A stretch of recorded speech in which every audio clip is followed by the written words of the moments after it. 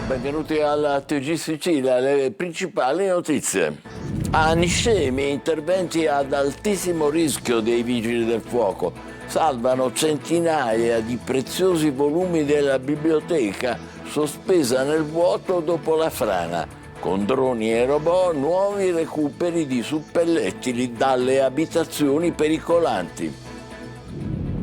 Il ciclone Harry ha lasciato il segno anche sulla costa agrigentina. Come vedete, spiagge invase dai rifiuti, perfino carcasse di animali. La denuncia di Mare Amico. Conte al TG Sicilia, sconvolto da tanta distruzione, i ristori servono a poco. Il presidente dei 5 Stelle nell'Acese: si faccia in fretta o per la stagione estiva sarà un dramma. Taormina, bimbo muore in ospedale dopo 10 mesi di ricovero, 15 indagati sanitari che a vario titolo hanno avuto in cura il piccolo durante i 10 mesi di degenza. L'ASP di Messina dice era impossibile fare il trapianto. Gela ha tentato di accoltellare la moglie dopo l'ennesima lite e ha fatto finta che si trattasse di un incidente domestico. Arrestato, l'uomo è accusato di maltrattamenti in famiglia. Febbre da festival a Sanremo, stasera il via con i 30 artisti in gara sul palco dell'Ariston. Il sindaco Mager: ci prepariamo all'evento tutto l'anno. Tra poco le ultime in diretta. Calcio, in 9 giorni si deciderà la stagione del Catania, si comincia domenica a Salerno, poi il big match con il Benevento e infine la Casertana al Massimino. Arechi vietato ai residenti in Sicilia. Calcio, sempre in Serie C, e crisi nera per il Siracusa. Per giovedì è attesa la pesante penalizzazione. Non si arrende il Trapani, che resta sempre a rischio esclusione dal campionato.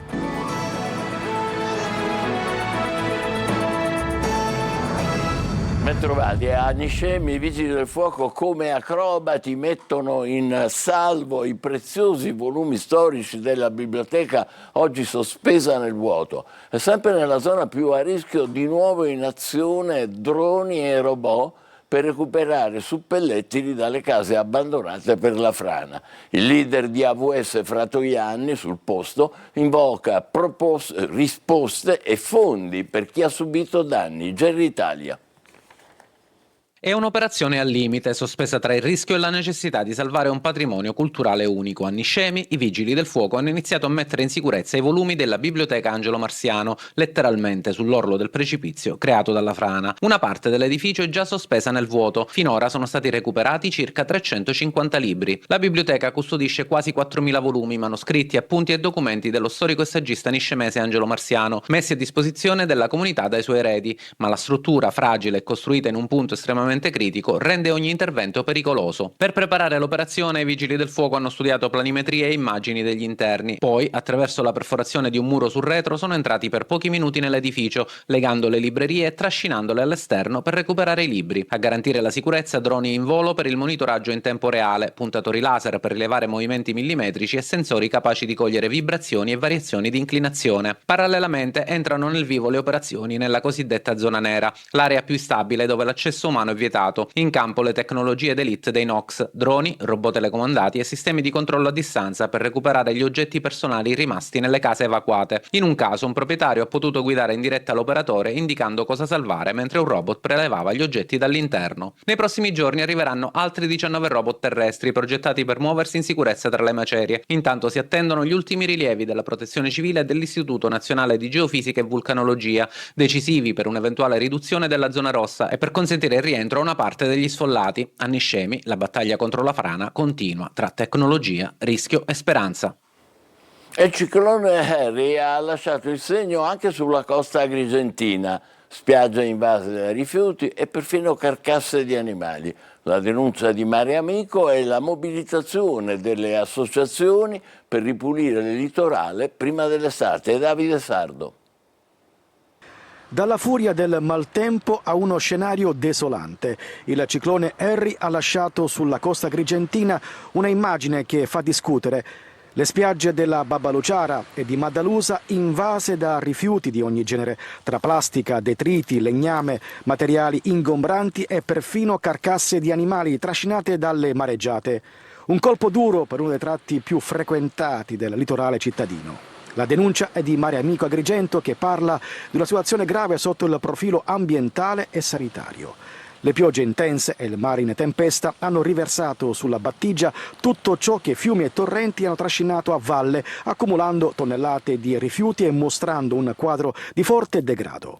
Diverse associazioni ambientaliste stanno organizzando una maxi operazione di pulizia straordinaria con il coinvolgimento di volontari per rimuovere i rifiuti e ripristinare le condizioni di sicurezza prima dell'avvio della stagione estiva. Nei prossimi giorni sarà definito il calendario degli interventi. Intanto l'attenzione resta alta sullo stato delle spiagge, mentre si valutano eventuali ulteriori azioni per evitare che simili emergenze si ripetano dopo le ondate di maltempo. Il presidente dei 5 Stelle Conte, in visita nell'Acese, dice: si faccia in fretta o per la stagione estiva sarà un dramma. I ristori, a suo avviso, servono a poco. Il leader dei 5 Stelle, sconvolto da tanta distruzione, intervistato al TG Sicilia da Tonino De Mana.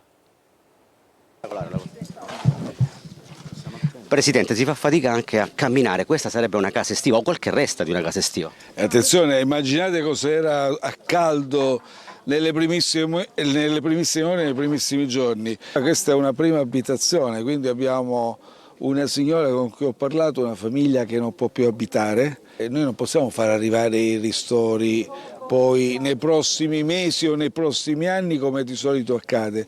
Qui bisogna intervenire subito. A fianco c'è un ristorante. Dove sono rimasti soltanto i muri, questo è quello che ci ha detto a caldo. Sono rimasti i muri, tutto distrutto, tutto divelto, tutto scardinato e sventrato. Il ristorante ha già fatto una stima perché si è subito affrettato all'incirca 350.000 euro. Questi soldi quando arriveranno? Il problema è: se lui non apre subito e non fa subito i lavori, ovviamente di che cosa campa? Perde anche la stagione estiva, non c'è lavoro, si accumulano perdite, si accumulano mancati guadagni futuri. E ecco perché la celerità. Io oggi sono qui, grazie anche a voi che mi seguite, per far capire che dobbiamo intervenire subito e non fra mesi o anni. Presidente, questi sono borghi che vivono di mare e la stagione balneare è alle porte. E quindi cosa dire a questa gente? Ma infatti abbiamo parlato con i titolari di stabilimenti balneari, le abitazioni ovviamente, chi ci abita, chi l'affittava, c'è tutto un commercio, ristorazione, terziario vario, servizi vari, tutto questo tutto bloccato. Se qui si perde la stagione, oltre alle perdite subite che sono vive e ingenti, sarà un dramma assoluto, perché come fanno a campare queste persone? Altre notizie: bimbo di 3 anni muore all'ospedale di Taormina dopo un ricovero di 10 mesi. Ci sono 15 indagati nell'inchiesta aperta dalla Procura di Messina e l'azienda sanitaria locale chiarisce: non si poteva fare il trapianto. Francesco Triolo. La Procura di Messina ha aperto un'inchiesta sulla morte di un bambino di 3 anni deceduto lo scorso 17 febbraio dopo un lungo ricovero nel reparto di cardiochirurgia dell'ospedale San Vincenzo di Taormina.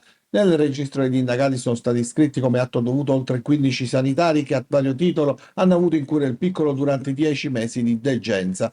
La famiglia ha presentato un esposto ed è assistita dall'avvocato Antonio Cozza di Perugia. Nei prossimi giorni sarà conferito l'incarico per l'autopsia che dovrà chiarire se il decesso sia riconducibile esclusivamente alla gravità del quadro clinico iniziale e alle complicanze sopraggiunte, oppure se vi siano state eventuali criticità nel percorso diagnostico e terapeutico. Secondo quanto riferito dal legale dei genitori, il bambino si era presentato il 1 aprile 2025 in un ospedale di Catania con uno scompenso cardiorespiratorio legato ad una cardiopatia congenita con insufficienza mitralica e successiva miocardite. Trasferito a Taormina il 2 aprile era stato sottoposto ad intervento chirurgico. Da allora il ricovero si era protratto sino al 17 febbraio, quando il cuore del piccolo ha cessato di battere. Relativamente al trapianto cardiaco, la strategia è stata condivisa con 3 dei 6 centri italiani autorizzati a tale procedura: Bambin Gesù di Roma, il Sant'Orsola di Bologna e l'Università di Padova, cui il bambino è stato riferito per accedere al programma di trapianto cardiaco, e che tali istituzioni unanimemente abbiano considerato tale opzione non realizzabile. Palermo, un'autentica associazione a delinquere aveva organizzato all'ospedale Cervello l'affare del carro estinto. A farne parte dipendenti dell'obitorio, titolari e impiegati di pompe funebri, tutti accusati di corruzione. Adelaide Barbagallo. A Palermo la salma di chi moriva all'ospedale Cervello doveva restare giorni all'obitorio prima di essere consegnata ai familiari. In questi casi ci sono degli adempimenti burocratici da assolvere, ma c'era un sistema messo in piedi da una vera associazione a delinquere, dipendenti all'obitorio d'accordo con i titolari di alcune agenzie funebri che si adoperavano per il rilascio delle salme. In cambio di denaro, 3 dipendenti all'ospedale, finiti ai domiciliari con l'accusa di corruzione, avrebbero accelerato l'iter, anche in assenza delle necessarie autorizzazioni comunali. Non solo, sempre dietro compenso, avrebbero indirizzato i familiari dei defunti verso determinate agenzie di pompe funebri, creando un vero e proprio circuito privilegiato. In un caso, relativo alla morte di un cittadino irlandese a Palermo, sarebbero stati filmati passaggi di denaro per 500 euro tra dipendenti della Camera mortuaria e referenti dell'impresa funebre coinvolta. Ora, dopo i dipendenti dell'ospedale Cervello, a finire nei guai giudiziari per corruzione e associazione a delinquere, ci sono anche 4 titolari di pompe funebri ritenuti responsabili di aver pagato gli impiegati all'obitorio, spregiudicati al punto che uno degli indagati ha dato una mazzetta al dipendente di turno affinché eseguisse lui, al posto del medico legale, l'elettrocardiogramma sulla salma, un accertamento obbligatorio prima di consegnarla ai parenti. Ha tentato di uccidere la moglie dopo l'ennesima lite e poi ha finto che si trattasse di un incidente domestico. Arrestato, l'uomo è accusato di maltrattamenti in famiglia. Desiree Ferlito. Sangue sul pavimento, stanze a soqquadro e una versione che non convince. Dietro quello che doveva sembrare un incidente domestico, secondo gli investigatori si nascondeva un accoltellamento nei confronti della moglie. È l'accusa contestata dalla Procura della Repubblica di Gela a un 39enne, già ai domiciliari per altri reati, arrestato dai carabinieri con un'ordinanza di custodia cautelare in carcere per maltrattamenti in famiglia. L'intervento dei militari è scattato dopo la segnalazione di un sospetto accoltellamento tra le mura domestiche. In un primo momento i coniugi avrebbero parlato di un incidente, ma i dubbi degli investigatori hanno portato a un sopralluogo nell'abitazione. Qui, secondo la procura, sono emerse tracce di sangue diffuse, segni evidenti di colluttazione e ambienti completamente messi a soqquadro, oltre a un clima particolarmente teso. Una volta messa in sicurezza e lontana dal marito, la donna avrebbe trovato il coraggio di raccontare anni di violenze fisiche e psicologiche, iniziate già nel 2023. La vittima ha formalizzato la denuncia ed è stata trasferita in una struttura protetta insieme ai figli minorenni. Per l'uomo si sono aperte le porte del carcere. A Siracusa, da mesi perseguitata da un senza tetto che dice di essere Dio e vuole creare una finestra rompendo una parete del suo appartamento. La donna, che si è rivolta al nostro telegiornale, alla fine ha dovuto trasferirsi. Francesco Aloi. Ho preso questa decisione drastica che sto vivendo come una resa, cioè quella di andare via di casa perché non mi sento più al sicuro dentro casa mia. Così Rossana ha dovuto prendere questa decisione. Tutto perché da qualche mese è nel mirino di un uomo nigeriano senza fissa dimora che dice di essere Dio. Ha puntato la mia casa, convinto che qui ci viva suo figlio Gesù e lui deve ripristinare una finestra nella parete per permettere a questo figlio di affacciarsi da lì. Naturalmente si tratta di una persona con evidenti problemi psichici che nonostante tutto è ancora in giro. Le foto dell'abitazione le ha pubblicate anche sul suo profilo Facebook, ma il caso più eclatante è questo. Il pomeriggio in pieno sole ha con un cacciavite tentato di sfondare la parete esterna dell'edificio, ma è stato fermato perché sono arrivate subito le volanti. È metà gennaio quando con scala e martello alla mano ha provato a creare la finestra. Un TSO fatto qualche giorno prima e poi un ricovero ospedaliero di oltre un mese, ma nulla è cambiato. Continua a bivaccare sempre qui, nella zona di Piazzale Marconi. Dell'ordine mi hanno detto che loro prontamente arriveranno ogni qualvolta io ne avrò bisogno e nel frattempo si stanno impegnando a cercare una struttura che possa accogliere questa persona, struttura che al momento non viene fuori. A Palermo, per bloccare un ladro acrobata che fuggiva sui tetti di un palazzo, i carabinieri hanno utilizzato il taser, la pistola elettrica che immobilizza. È successo in via P3, dove i due avevano cercato di aggredire i militari scagliando secchi di vernice e materiali di risulta, colpendoli con una spranga. Poi l'uomo è stato bloccato e arrestato, invece il complice è riuscito a fuggire. A Paternò, vicino a Catania, sequestrati 8.000 litri di gasolio contaminato con l'acqua e contenuto in cisterne interrate in un distributore. La confisca è in seguito alle segnalazioni degli automobilisti che avevano riscontrato gravi danni ai veicoli dopo il rifornimento. I gestori dell'impianto sono stati denunciati per frode in commercio. Agrigento in musica, al ritmo della sua festa più famosa, il Mandorlo in Fiore 2026, al Teatro Pirandello, presentati programma, novità e tema di un'edizione che guarda al mondo e parla di pace. Davide Sardo.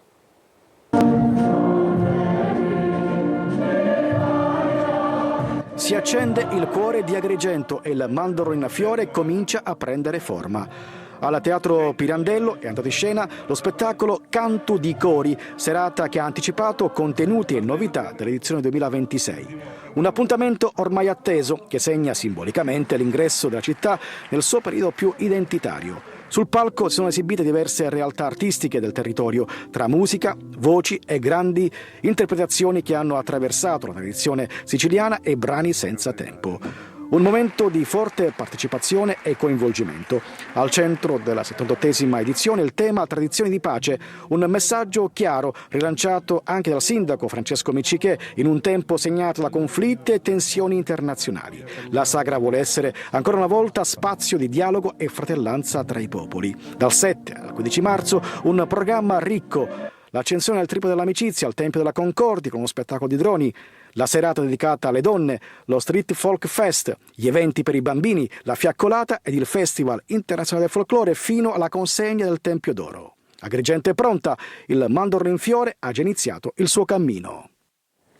E adesso la grande attesa per il Festival di Sanremo che prende il via stasera e che seguiremo con le nostre dirette Voci da Sanremo. Numerosissimi collegamenti con le nostre inviate. Intanto per queste ore di vigilia, linea in diretta a Roberta Lunghi.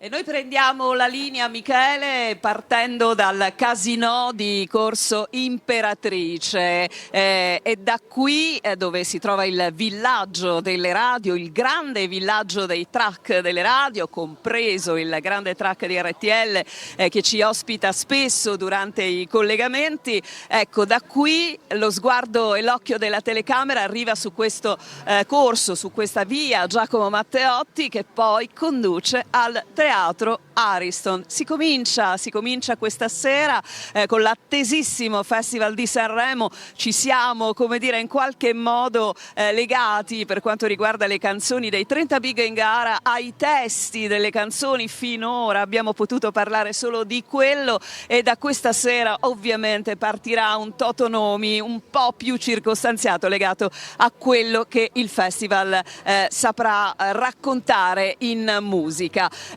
Oggi la conferenza stampa di Carlo Conti c'era, pensate, anche il co-conduttore Can Yaman che è stato più volte stimolato a delle discussioni sul festival, è stato in qualche modo esortato a far sentire la sua voce a cantare, si è assolutamente rifiutato e poi gli hanno chiesto di Sandokan, della nuova edizione, della nuova serie di Sandokan, non ha detto nulla di significativo in questo senso. Ha solo un po' parlato del festival e del dopo festival.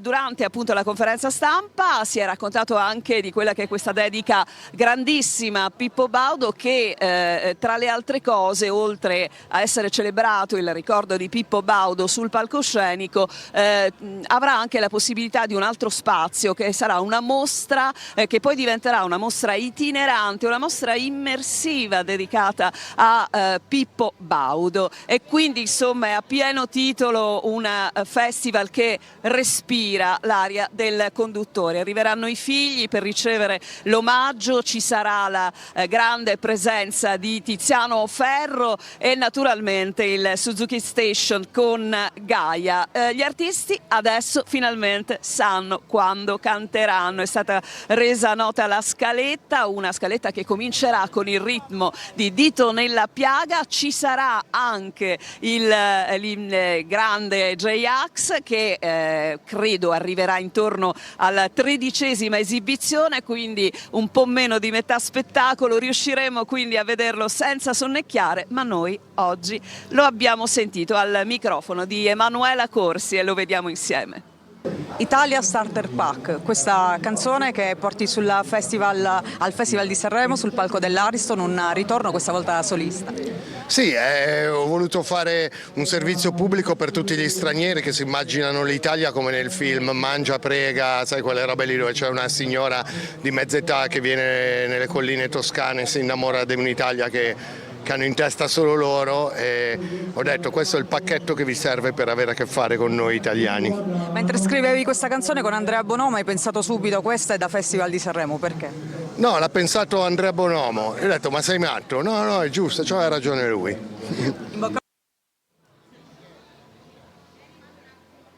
Non sento più.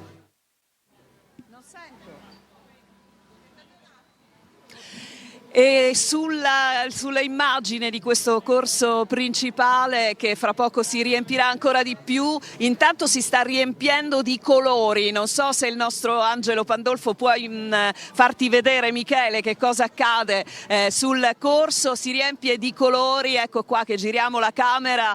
Venite a chiudere questo momento, ve lo faccio chiudere colorato, Michele, ve lo faccio chiudere colorato perché qua naturalmente siamo qui per un motivo, non possiamo farlo, siamo troppo in ritardo, okay. Però salutate il pubblico siciliano. Ciao a tutti, ciao. A te Michele. Grazie Roberto. A te Michele. È così, quando arrivano tutti succede veramente qualunque cosa.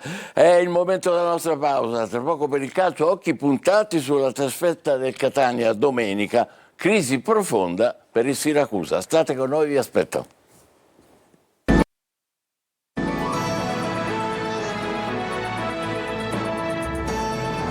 Calcio, cresce l'attesa per la trasferta di domenica del Catania a Salerno, primo dei due scontri diretti lontani dal Massimino. Francesco Triolo.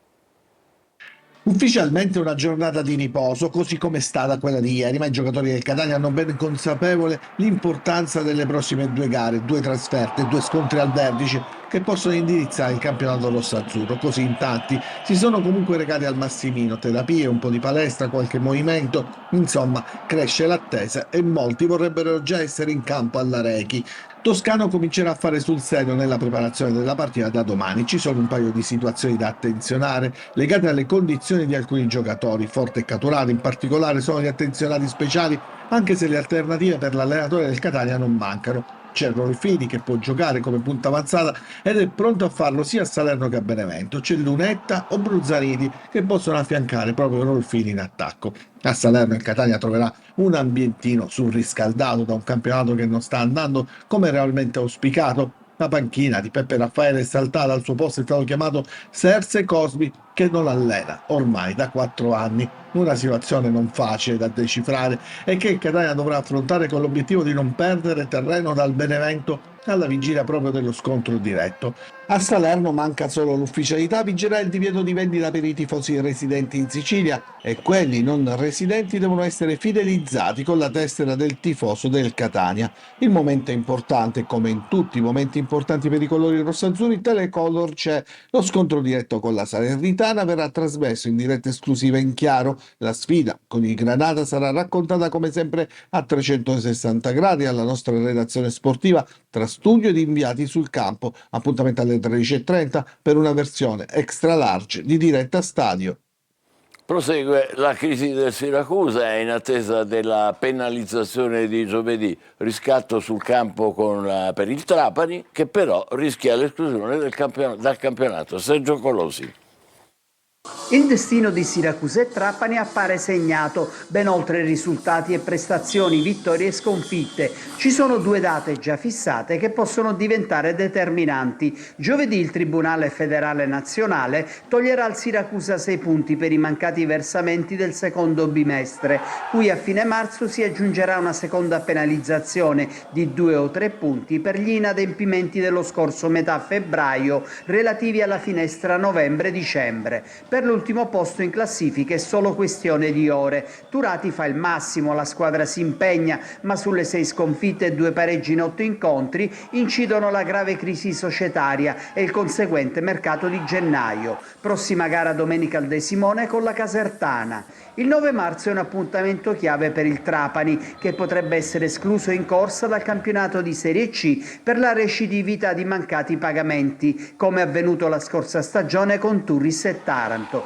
La squadra è tornata a vincere con la Cavese, sabato prossimo ospiterà ancora al provinciale l'Atalanta Under 23, ma tra rimpianti e amarezze tutto rischia di essere vanificato in un'aula di tribunale.